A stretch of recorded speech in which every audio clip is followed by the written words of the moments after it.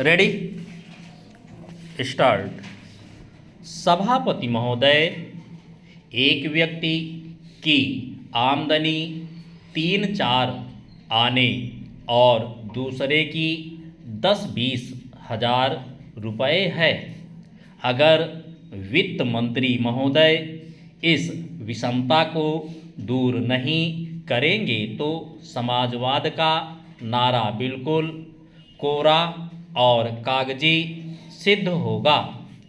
इस देश में 8-10 करोड़ हरिजनों का एक ऐसा वर्ग है जिसकी आर्थिक स्थिति बहुत गिरी हुई है।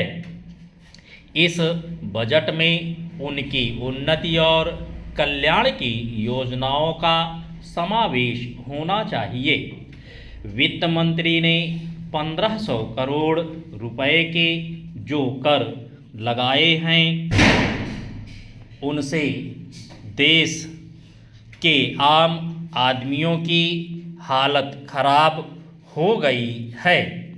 मुझे इस बात की बड़ी प्रसन्नता है कि योजना के अंतर्गत देश में विकास कार्य हो रहा है और अब हम इस दिशा में जो कुछ कर पाए हैं वह प्रशंसनीय है।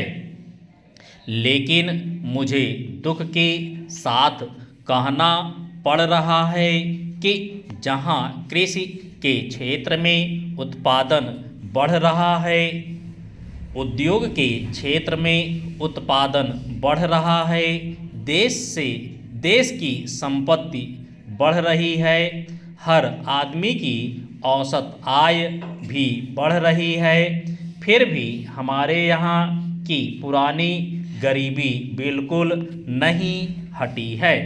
मैं समझता हूँ कि यह इस सदन के लिए और सरकार के लिए विचार करने का विषय है।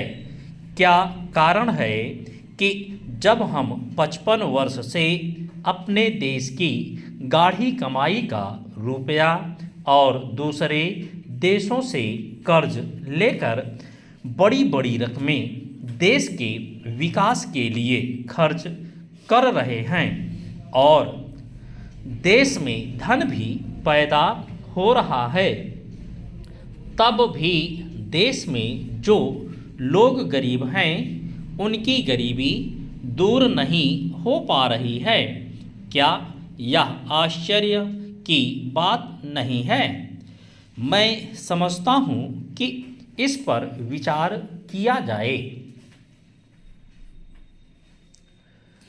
यह ठीक है कि हम समाजवाद के रास्ते पर जा रहे हैं, लेकिन समाजवाद के रास्ते पर ठीक ठीक चलें तो भी हम यह अनुमान नहीं लगा पाते कि कितने वर्षों में हमारे देश की गरीबी दूर होगी।